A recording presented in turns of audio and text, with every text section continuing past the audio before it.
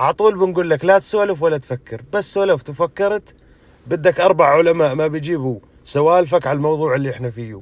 شو دخل هاي بهاي يا رجل؟ بتسرد أمثلة ولا لها علاقة بالموضوع. وأحسن شيء يوم تعرض صدرك بالمجلس وتقول للناس صلوا على النبي وبدك تسولف. أنا بحط إيدي على راسي ولا عاد لا الجماعة يفهموا عليك ولا إحنا ولا أنت فاهم عليهم ولا هم فاهمين عليك.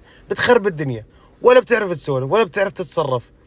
اللي بيشوف منظرك وهندامك بقول هذا ما شاء الله بس يحكي بدي هر أساور الماس من ثمه، بدي هر صاغة. وانت تعال رقع وراك يا زلمة، خلص لا تفكر ولا تسولف، خليك براني. واحسن شيء المشكلة اللي بتفوت فيها انت بدك تحلها. بدك 4 أجهزة امن ما بيرقعوا وراك، بتخربها يا رجل. بتكون المشكلة عادية بقوم سحب السيوف بعدين. شو بدك بهالقصة؟